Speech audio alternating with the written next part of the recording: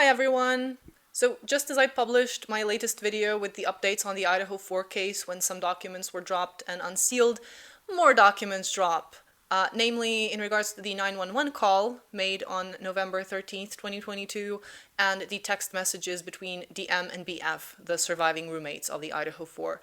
So we're gonna go over those two topics today. We're starting with the text messages, and the first one is between DM and an Uber driver. According to the new document, the roommate DM was texting an Uber driver who has been called EG, so just by the initials. She's been texting the Uber driver EG at around 2:10 in the morning on November 13th, 2022. And she was asking if he was driving that night. This is a little bit strange because in a previous document, we learned that DM was apparently at home at 1122 King Road that night between 1:15 and 1:30 a.m. So this would have been, 40 minutes after she arrived home, and she was texting an Uber driver if he was driving. Now, of course, the question is, was she intending to go out again, or was this for someone else? Was she inquiring for someone else? We don't really have any more context around this, but it is a little bit odd. But either way, this would have been when all the roommates are already home, because DM and BF testified that all the roommates who lived at 1122 King Road, plus Ethan, were at home by roughly 2 a.m. DM arrived by 1:30, Xana and Ethan, according to BF, were home by 1:45. Kaylee and Maddie arrived at around 1:56. We're not sure about Bethany, but apparently, according to the PCA, all the roommates were home by 2 a.m. We also don't know if the Uber driver, EG, is the same person as the person who brought Kaylee and Maddie home. Now, for Kaylee and Maddie, they're always referring to their driver, as a private party, and this EG person is specifically called the Uber driver, so I'm not sure if they are the same person. My guess would be no, because if we put this into context, right? DM is at home when Maddie and Kaylee arrive with their driver. Would DM about, 15 minutes later be calling that same driver, texting that same driver if he's working? Because she would have likely seen him, or she could have heard from Maddie and Kaylee who dropped them off, right? That makes little sense. So my guess is these are two different people, the EG person who DM was texting and the driver who brought Maddie and Kaylee back to 1122 King Road. If it is the same person though, I would say that's even stranger. But that's all we have for now.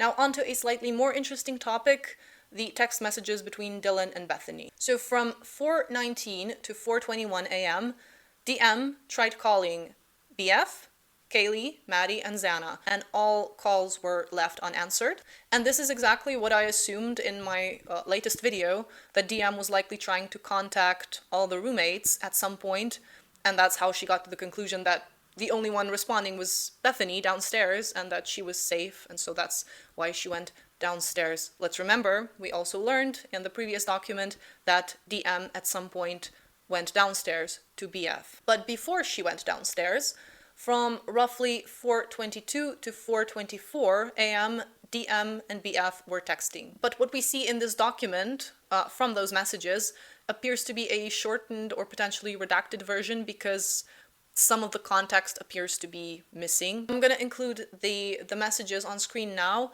Dylan is blue and Bethany is pink. So DM is telling BF that she is scared, that she doesn't know what's going on, she's panicking, and BF appears to be frightened too. But from the texts alone, it's unclear if BF also heard anything, or if DM is now scaring her with what she's telling her. And then BF suddenly writes that Xana was wearing all black. Remember, this is BF, not DM. So this one's a little bit strange and appears to have come out of nowhere. I'm pretty sure some texts are missing here. My guess is that likely DM said something about the figure clad in black, the figure that she saw, and then BF was trying to make sense of it and was saying, well, it could have been Xana. Xana was wearing all black that night. So she was just trying to find an explanation for who that could have been. But then DM explains that, no, it was a man that was wearing a ski mask of sorts. She's like, no, that couldn't have been Xana. Either way, I'm assuming BF saying that Xana was wearing all black is in response to something that is not included here. Then DM says that her phone is running out of battery, and then Bethany asks Dylan to run downstairs to her room. It's unclear when exactly she went down, but it appears that DM tried calling Ethan first at around 4:24 a.m., and again, the call was left unanswered. Then comes another text between Dylan and Bethany, where Dylan is probably trying to write that she's scared, either scared or screwed. It's a little bit unclear because the texting is all over the place. I'm assuming that she is saying she's scared to come downstairs, but Bethany is saying, well, it's better to come downstairs than staying alone in your bedroom. We still don't know if Dylan is already downstairs at this point, but she tries calling Xana and Kaylee at 4:27 and 4:28 a.m. And she also texts Kaylee at 4:32 a.m. Asking her to please answer. Now, just a little bit of extra context. We were told that the dog is still barking at this point. So the dog, allegedly Murphy, while these texts are taking place, likely Murphy, a dog, is barking. So yes, at some point DM ends up downstairs with BF in her room on the first floor, and they end up falling asleep. And in the morning, likely when she woke up again, DM texts Maddie and Kaylee yet again at 10:23, asking them to please respond and if they are awake. So between roughly 4:30 and 10:20, 6 hours have passed. And DM and BF don't think to contact anyone else during this time. I'm not gonna say the police, even though yes, that is the obvious one. If you are too scared to go downstairs to the only roommate in the house who is answering your calls and texts, maybe something is up, right?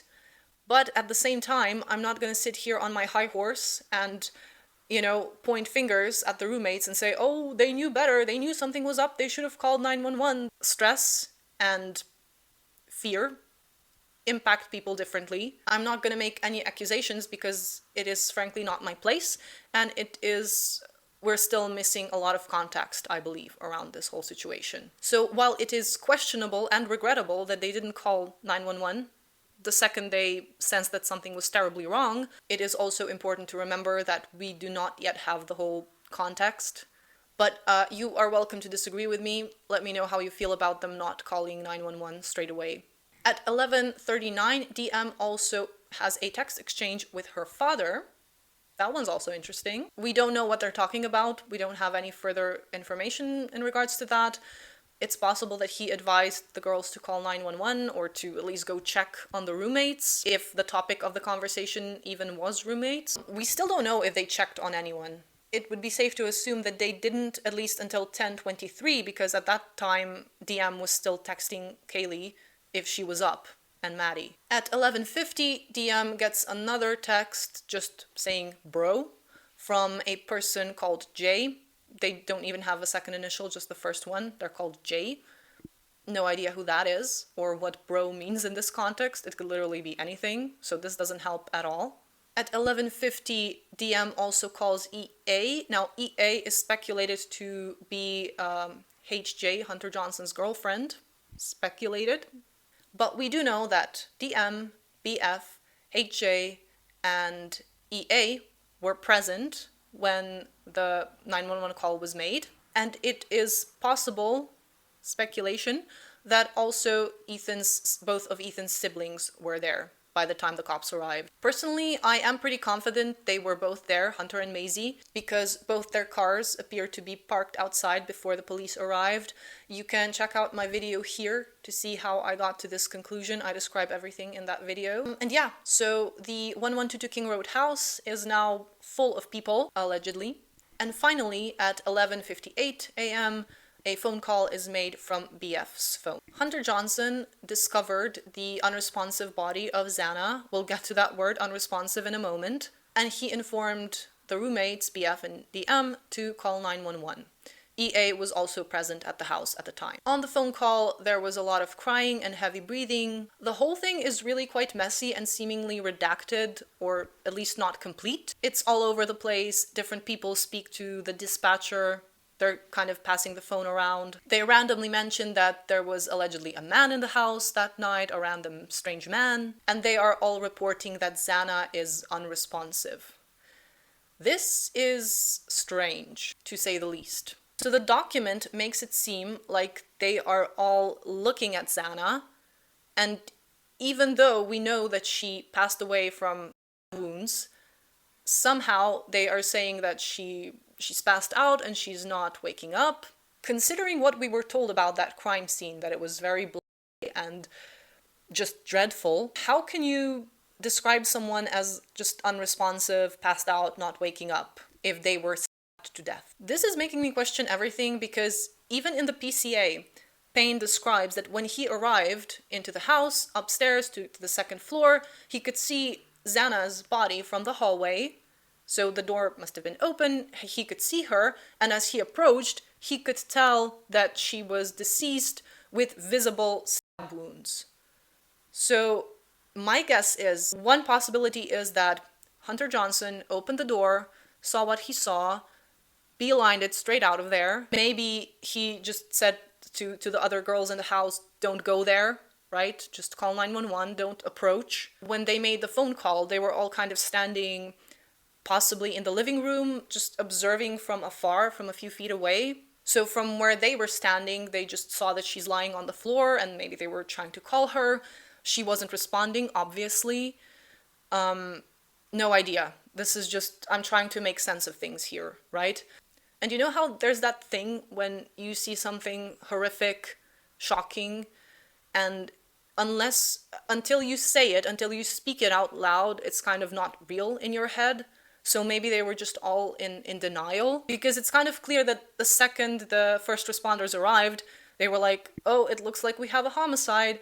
They could tell straight away that this wasn't just a person passed out. That is frankly the only explanation I can find for why they would describe the scene in this kind of way. I don't know. Either way, I don't think it makes that much sense speculating about it now.